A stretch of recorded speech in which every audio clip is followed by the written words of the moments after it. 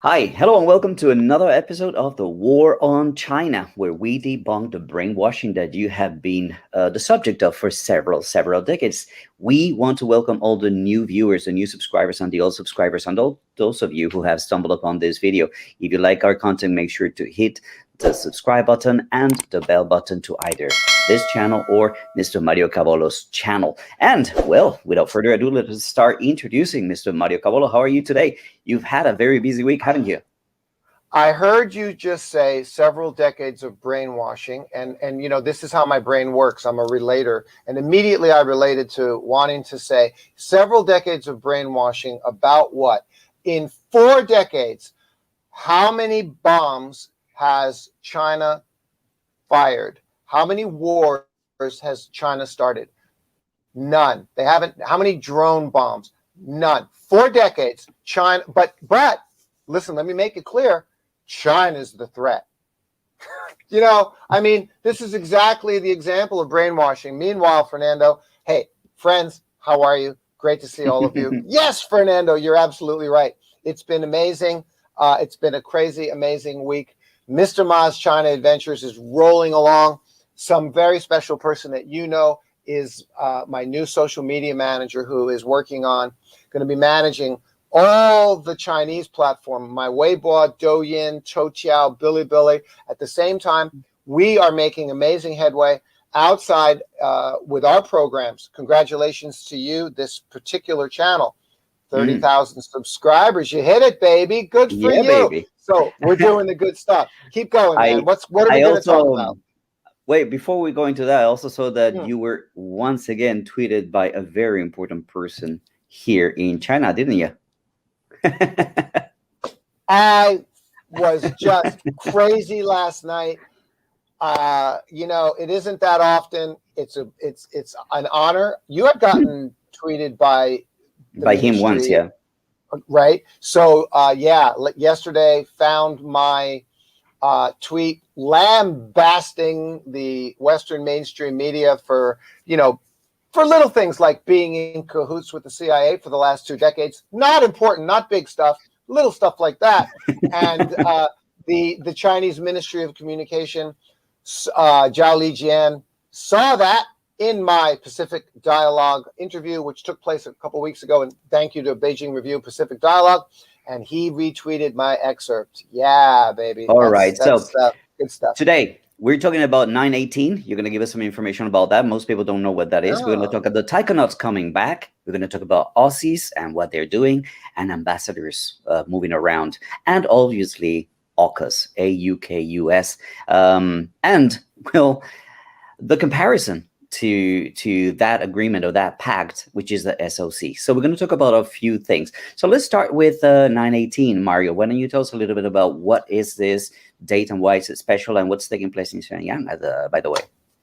Because I unexpectedly and was honored, because I was invited at the end of last year to play General MacArthur in Crossing the Yalu River, CCTV primetime, Kwaguo Yalujiang, which was an amazing experience. Well, this drove home for me that I am living here in northeast China, Liaoning, Shenyang, which is the capital of Liaoning, and it was the center of Chinese history during the Qing dynasty. People don't realize the root here is amazing. The deep historical and cultural root.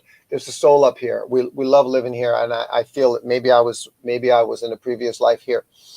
So here I am up here, and because I was asked to play that role, I was then put in a position to, of course, research the role and learn more about the Japanese aggression here in the north, and then, of course, into World War II, and then, of course, finally into the Korean War.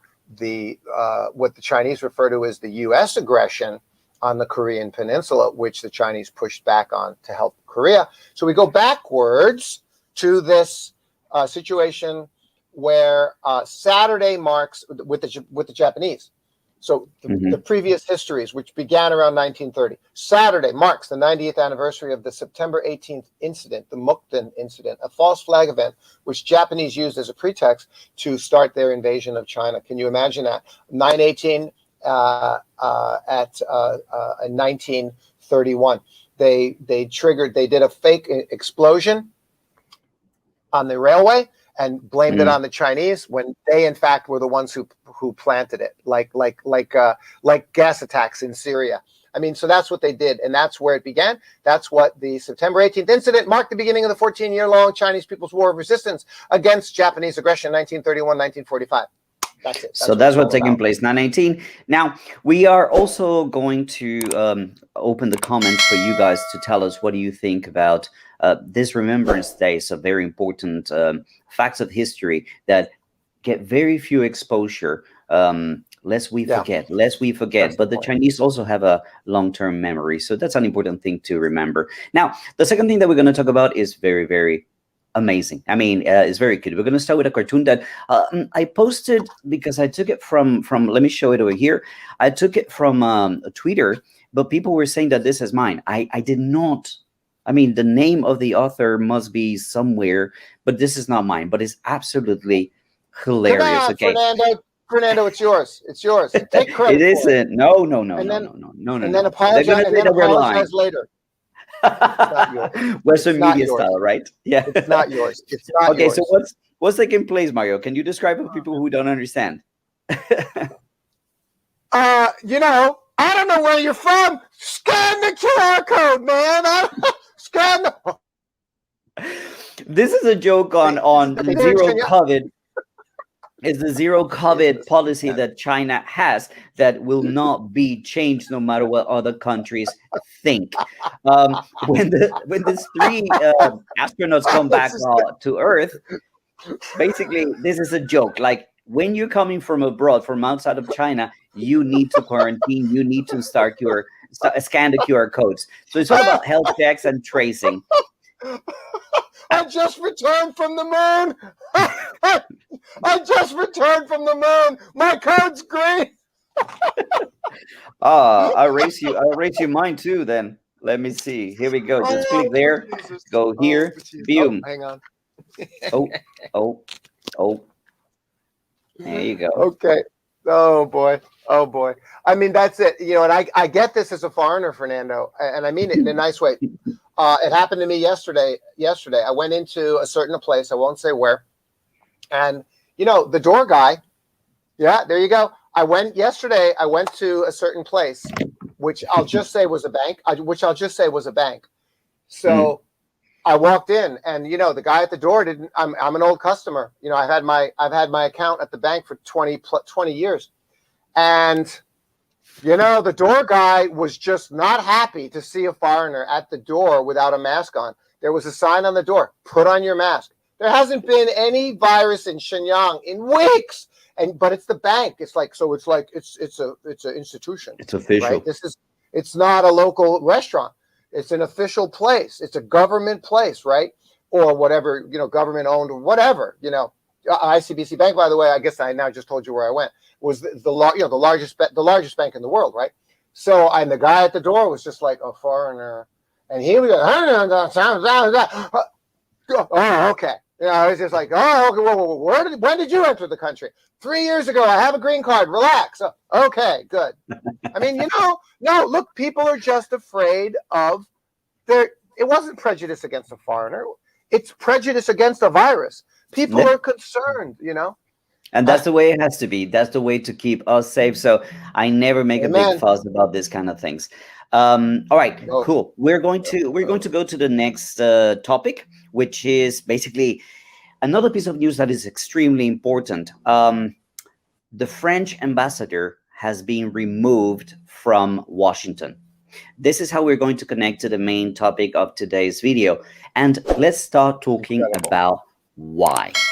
The main reason is something called the AUKUS, AUKUS, which is the Australia, UK, United States pact. It's a military pact that, oddly enough, affects the Indo-Pacific region, but does not include any East Asian countries. They're not they're not really considered. The only one that's considered is Australia, but most people see Australia as being Western, as being a puppet of the US. So it doesn't really count as an East Asian country in this particular case.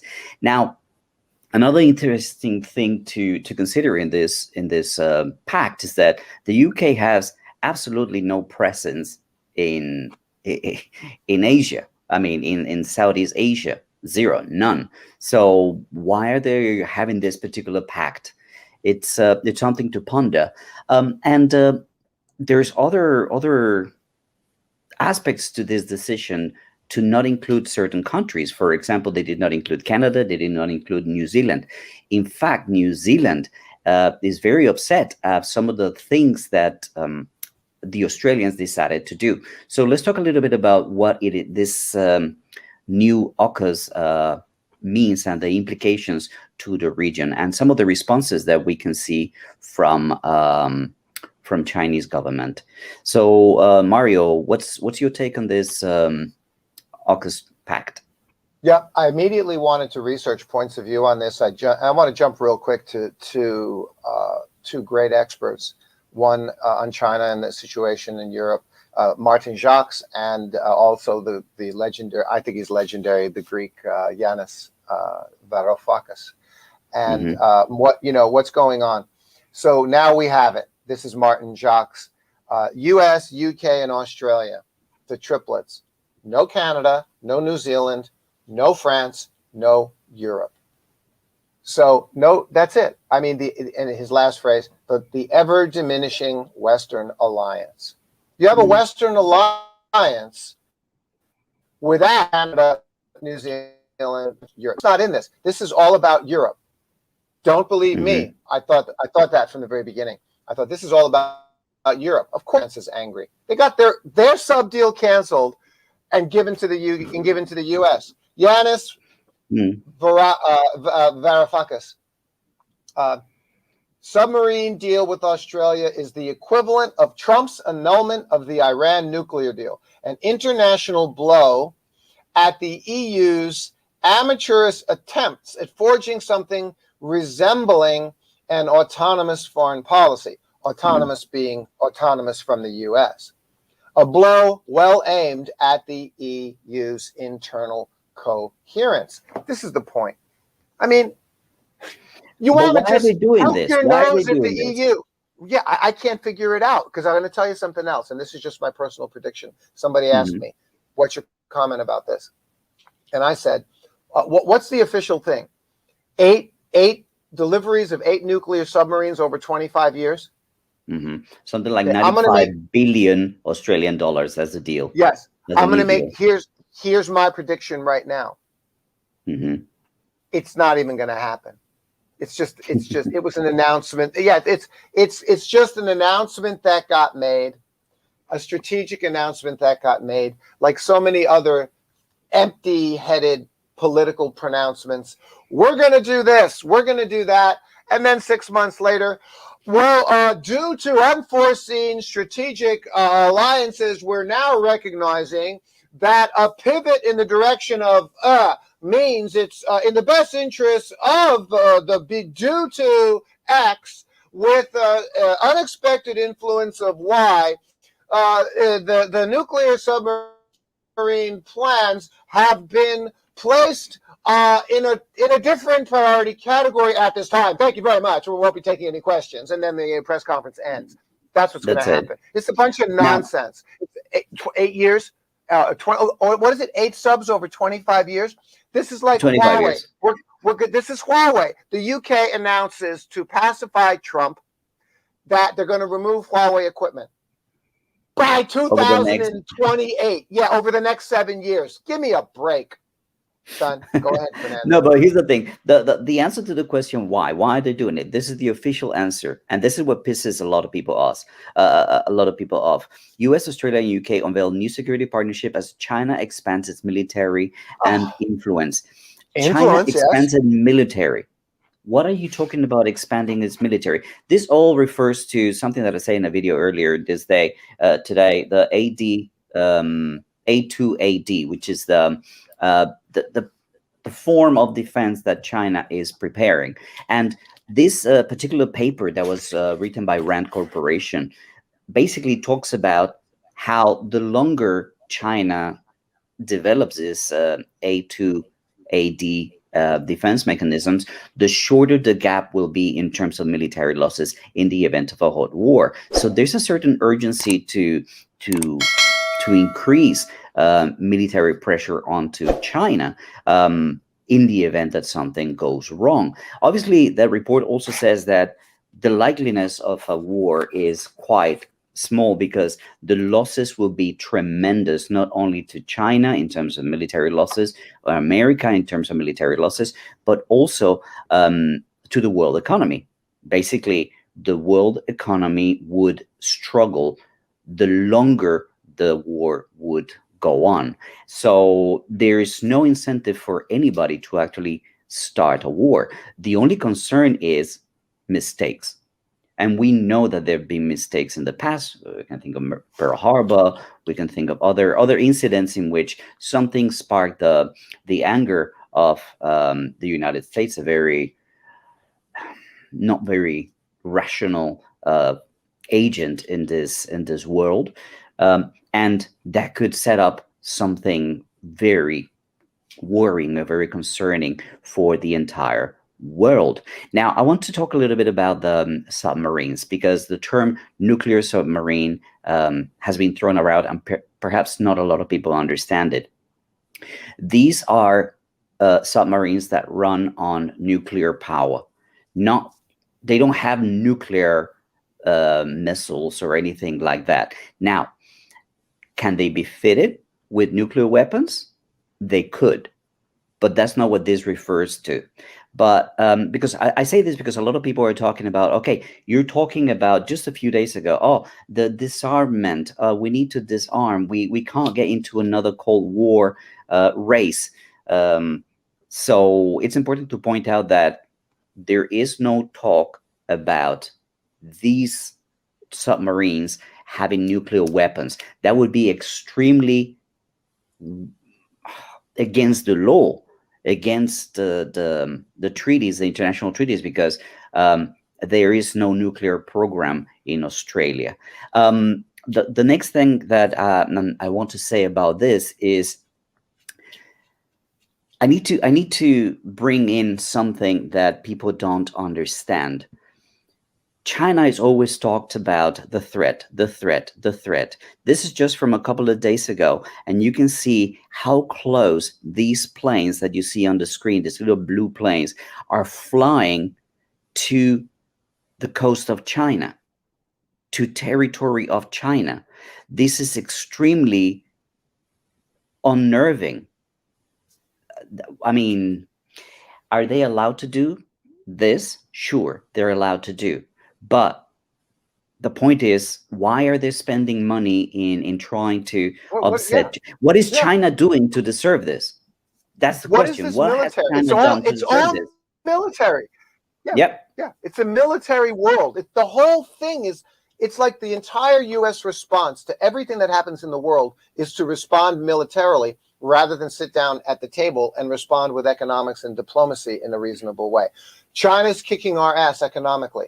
Oh, well, I guess we need to sit down with China, and I guess we need to have a conversation with them, and we need to learn how to make better deals and negotiate better deals. It's not China's fault that we sold out our entire manufacturing sector to them and let China become the factory to the world. And it's not our fault that China now naturally becoming the factory to the world says, hey, we want to move up the value chain, we develop more and higher technology. And then all of a sudden, China becomes the only place on planet Earth that someone like Steve Jobs could go to have such high technology as Gorilla Glass, which he needed for iPhone. And we know that story. So China moved up the value chain. And now the U.S. is going, well, wait a minute. Shouldn't we be creating? Shouldn't we have our own manufacturing and creating all that stuff? Yeah, you should. So the blame is capitalism. Capitalism is the reason that America is in this situation. The corrupt, wealthy elites of the banks and the government and the politicians in Wall Street sold America down the road and sold it out and made deals. Why? To make money, money, money, money, money, so that executive CEOs could be making 350 times their employees who are broke and who are now going to soon be on American welfare. Mark my words. America is now, okay, what's his name? Powell, the Fed guy? Gotta love him. Love him. Jerome, I love you. You know why I love you? Because you are giving 20 of free, tax-free money, interest-free money out to the world. Thank you. What a nice guy. Fernando, do you have $1 million to let me have at zero interest? If you did, would I love you? If you did, would I love you? I would. So I love you, Jerome Powell. $120 billion a month that you're putting into the world economy. Now, there's a little problem with that. You've been doing that, I was going to say a bad word, S-H-I-T, for the last 10 years since the financial crisis, but you've been giving it to all the rich people only. So now you've destroyed the American economy. Now there's 100 million people at the bottom of the barrel, and the stimmies, as they're like to be called, the stimulus checks, the money, that extra unemployment money that they were all receiving, you mark my words, this is going to expand, expand, expand. They are intentionally printing to the moon, and now they're not just going to print $120 billion a month. This is my prediction for the future coming up. They're not just going to print $120 billion for the bond purchases for the banks and to hold up the capitalizations of the Wall Street companies and banks and shareholders. No. They're going to expand that because they're going to have to start the American 21st century version of socialism, the disaster of American Western socialism, which is going to be that money. Oh, we're now going to allocate $30 billion a month to money that we give to the poor people who need health care, who need housing. That's what they're going to do next. But the main issue with this printing of money, the main issue with this printing of money is that this is fiat money. This is money that is not supported by anything. It's just how much people trust the dollar. That's what gives the dollar its value. And they keep on printing it because people still trade all over the world, particularly oil, in US dollars. But it is predicted by a lot of experts that America will very soon start, as soon as October, so just a few weeks from now, will start defaulting on their interest payments on the debt. Now, when that happens, and if that happens, well, trust in the US dollar is going to be extremely, extremely hurt. And the world is going to be looking for other forms of currency that provide safety and stability. And I think that that's why cryptocurrencies at a nation level are going to start to become much more important. There's a lot of people investing money in cryptocurrencies from national denomination, kind of like watching out for what's going to take place. This artificially created hyperinflation has many purposes coming from the United States. That's what I'm talking about. So do you want to comment on this? We're running. I do, but we're running out of time. It's time for another show, man. It's worth focusing on in another show. We're running short on time. Everybody gets the idea. We're all concerned about these things. We got to move on to the next. Go. Sure. I want to go to head to the airport, final right? thing that I want to say. I need to head to the airport. Look, China is very different from America. What you're seeing in the picture is Xi Jinping's announcement that Iran will be included in the SOC, which is a trade agreement, which is an economic agreement that is going to benefit lots of people. Well, America, on the other hand, is making military pacts. China is making economic pacts. There's a huge difference.